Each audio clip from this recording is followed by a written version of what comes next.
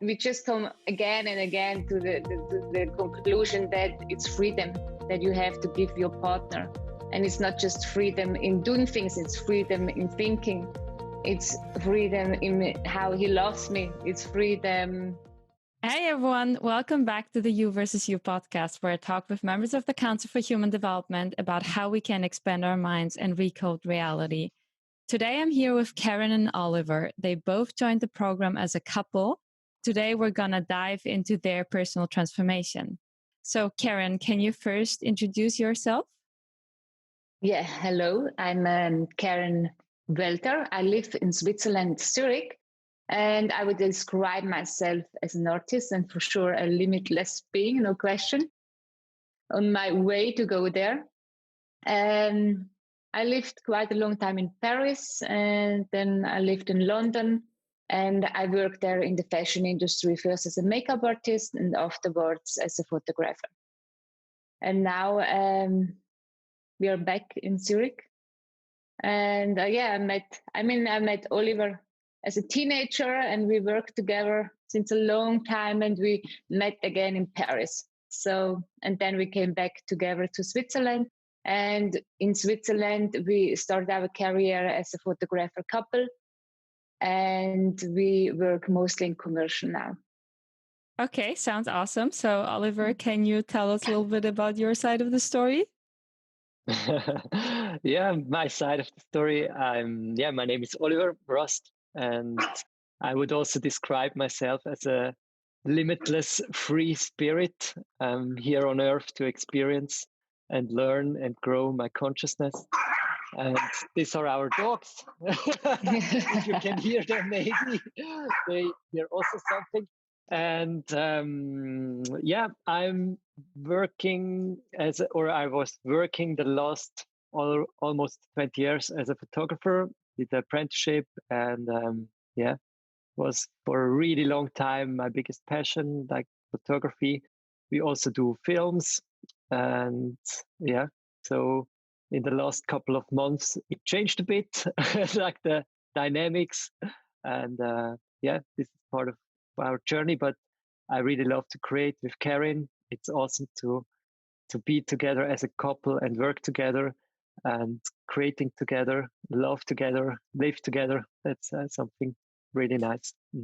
Yeah, that sounds awesome. So, I'm curious. So first of all, also, how long are you together? And what were the main points that were just like reappearing in your relationship where you were kind of struggling with, or it was just hard to solve them? Go ahead. I mean, we know each other since almost 20 years. And since we have met the first time, there was a strong connection. Even we haven't fallen in love from the first moment, but there was just like a strong connection.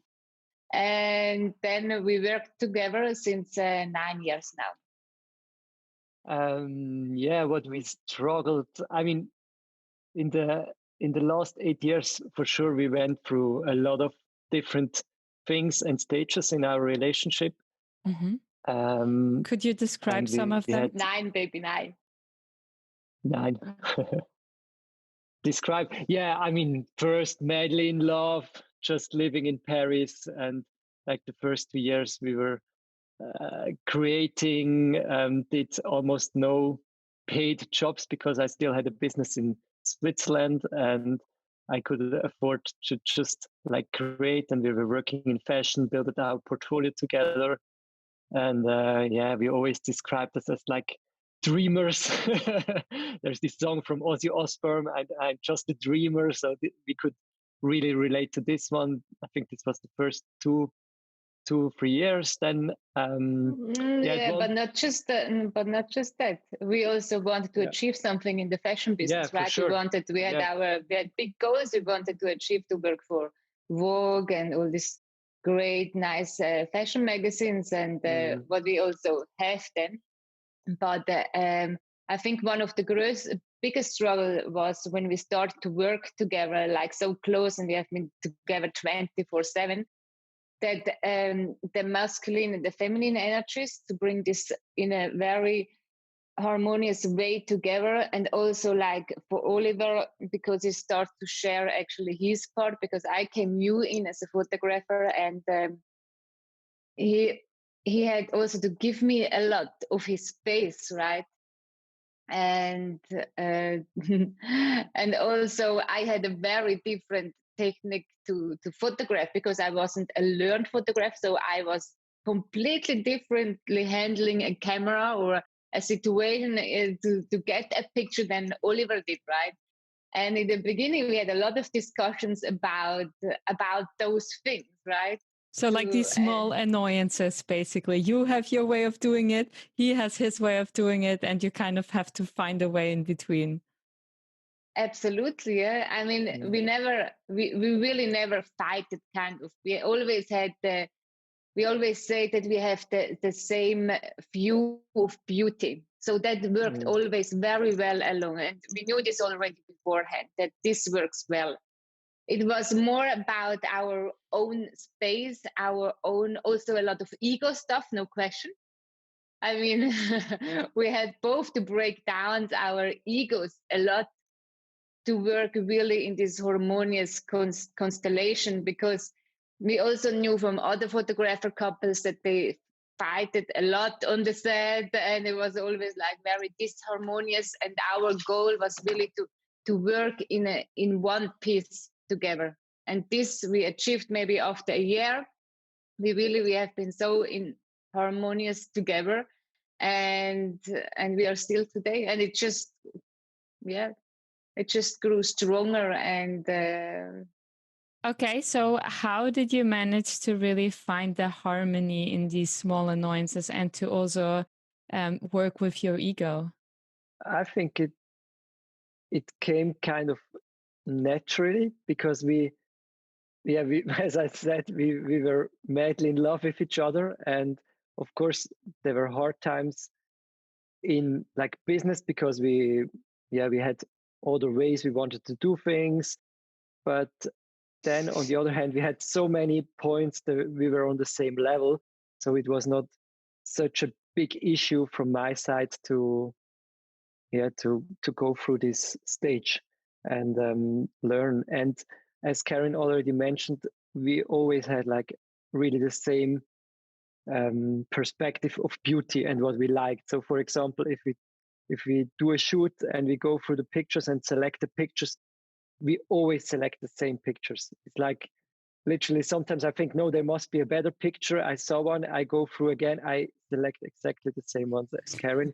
So this helped a lot, that we didn't have like totally different ways of thinking. And also I think that because of love, we could step away from our ego and also give the other one space and do it in another way. And for sure, I was since a long time a photographer, and I had my techniques, and I knew, okay, if I photograph people, this works. I take this lens, I have these distances, I do these angles. And Karin destroyed everything, and this was kind of, sometimes I thought, oh my God, what she's doing, the pictures all look horrible. But then on the other side, we also got like a new style, and we got another perspective, and we got a freshness into the pictures, which I never had before, because I was too professional in a way,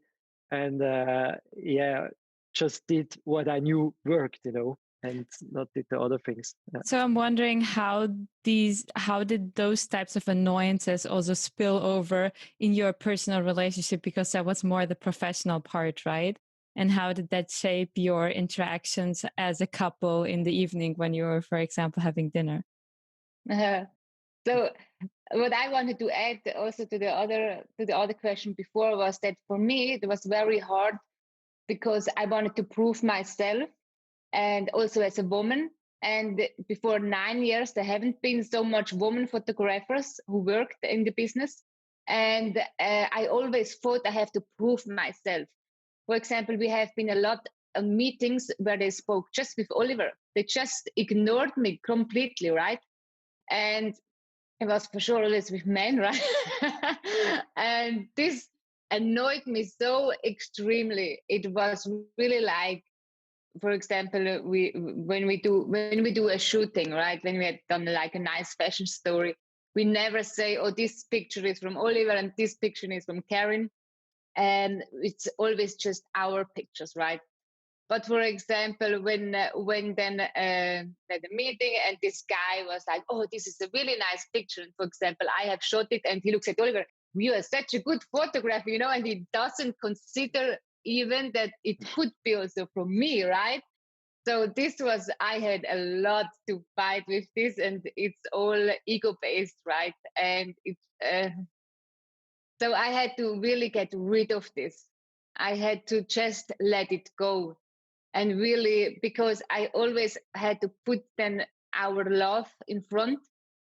And at the end, I, even if still it was kind of scratching, right? I just started to kind of accept it, or don't take it so serious anymore, and always put like the most important is our love, and that we can work together. And then at the end, it really doesn't matter who has done the picture. It really doesn't matter if it's this man just want to talk to Oliver and completely ignores, because at the end, really, it doesn't matter, right? But this was a hard time for me, really, because yeah. Yeah, I can totally imagine. I mean, it's often that people, when they do something that others appreciate, you do want to have some type of credibility or appreciation, right, from that. So, Exactly. I mean, how did you really manage to let that go? Because I can imagine that it's extremely annoying. And as well, if you notice that they're only talking to men, you feel really discriminated as a woman as well. Exactly. Yeah. So I really had to see the bigger picture. I had to step back and see the bigger picture. And I just had to accept the ignorance of those men. And on the other hand, oftentimes we had also meetings with women who couldn't look at Oliver, for example. So at the end, there was kind of a balance, right? But I really had kind of stepping back and just realize it's my ego, and realize that it will break me, it will destroy me kind of, or a part of me, if I don't stop and just let this pass by in me, because otherwise I felt like I was going kind of bitter, right? And I felt I have to let it go now, and really, and it wasn't going from one day to the other for sure, but I just worked on it, and then it really went better and better. And then when we are now at the meeting and the man just want to talk to Oliver, I'm kind of easy. I lay back and I listen, and that's what, I don't have a problem anymore, right? Yeah, to the other question, as a couple, because it's so funny, especially at the beginning, our life was work. So because it was not just our work, also our passion, right? And the creating together. We woke up, we talked about ideas. We going to bed, we talked about ideas, and our love was just going hand in hand with this together. So there was no separation for like, oh, now we are in the private life and now we are in the working mode, right? We started this separation when we started to work in commercial, because it's a different kind of energy. Commercial, there are also nice jobs, but it's never so much passion and fantasy involved like in our editorial, the fashion industry we have worked before. And there were more, also a lot more organizing stuff and just technical stuff, or communicating with the clients and all these things, right? So then we started to kind of, okay, when we are in the bedroom, it just ends. It's just Karin and Oliver as a love couple. Yeah, that sounds awesome. So how was that for you in general when you didn't have any separation between personal and private life? Did that affect your relationship in some sense, that you had the feeling that you didn't have enough time to work on each of you because you were just like all the time blurring together? Because usually when you come home, you talk with the person, right? And you ask them, hey, how was your day? Like, what did you experience today? And for you, you were just like 24 hours together working on the same thing. Yeah, a lot of people were asking this question all the time because they knew we were hanging out always together.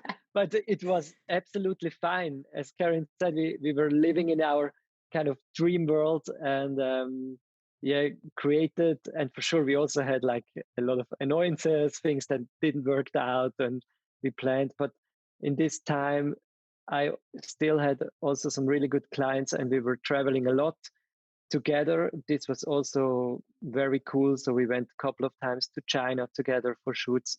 We have been on like Spanish islands, Lanzarote, Fuerteventura, and also other places in Europe, like in Italy for shootings. And so it was always like sometimes also back to Zurich, and working here. It was a big variety of things going on all the time. And yeah, we didn't felt that our private life was not like how to say that we were short in private life. So we lived it really together, and this just happened when we came back, as Karin said, to Zurich, and then suddenly also we in the last maybe 3 years we got more of separation again, which is also really really good, but was also a challenge to go to this through this phase, and changing relationship, changing work life balance, and how we work together, and function as a couple.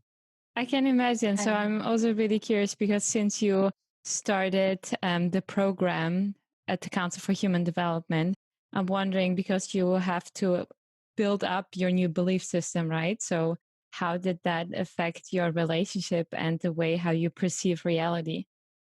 The biggest impact, I would say, was not necessarily to create a new belief system, but to watch the language patterns.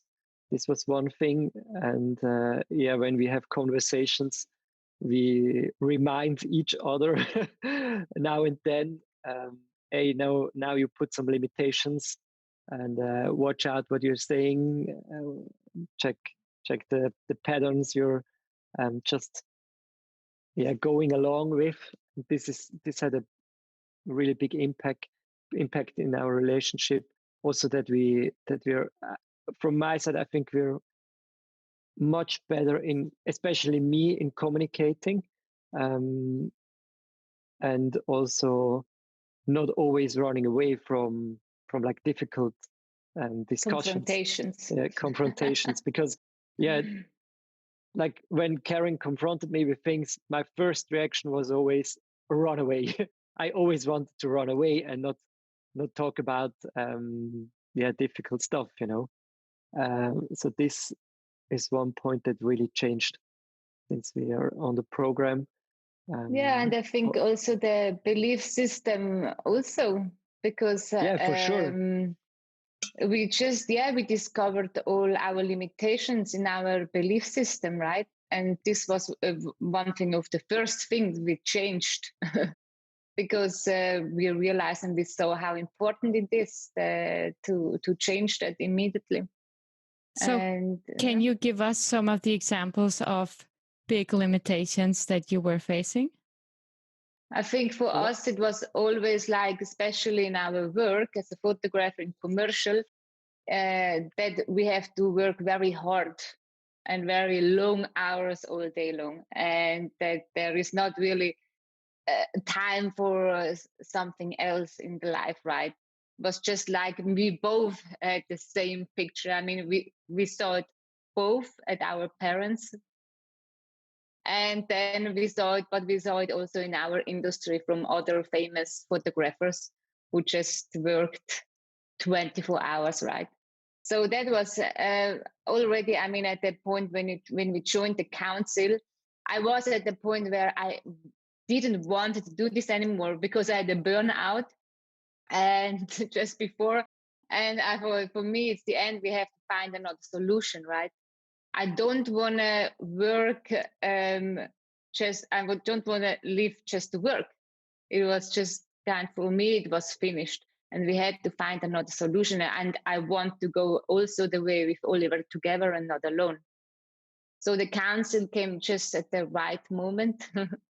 And we started to take this special belief apart. And then you discover there are a lot of other options, right? You just have to be creative and open up. And also now our work dynamic changed. Our work is not at the first place anymore like before. It's maybe at the third or the fourth position. And also, like, I feel it, the moment we also could kind of let go more. The work is coming, it's coming. Just have to trust. Also, sometimes when we have maybe beforehand, like we see in the next month and we have no job there, but you just have to trust and you have to let it go and work with the quantum field, right? To manifest and just trust a big job will come for this month who will bring us through the month, right? So that's my perspective. I don't know. Mm-hmm. Oliver, do you want to add anything to that? Yeah, it's really crazy. Just like trusting in the universe or quantum field or how you want to name it. I have an example. Like we worked our asses off after Switzerland got out of the lockdown, kind of, and June, July, August, we worked a lot, also September, but now October was like really silent. And one morning I was in the shower and I started to worry again about like finances. And then I just said, no, I don't want to worry. I'm really trusting the universe that we don't need to suffer or like there will be something coming. And like 1 hour later, really a client gave us a job, and it was this kind of job you could wish for. Like in 2 days, you earn more than normally we did in like 5 days of work, So this was really an awesome experience. And it helped me a lot also to like growing in confidence that the universe is always providing with the right things. And so before this was like not possible for me to believe in this way. So it was a limiting thoughts from my side. So it's really cool to experience that. So you already mentioned that you're trusting more in general, your priorities changed, you're watching your language pattern. So are there some things that stand out that really changed for you both as a couple in your dynamic? Even that we had already a huge understanding for each other, this grow even further and further.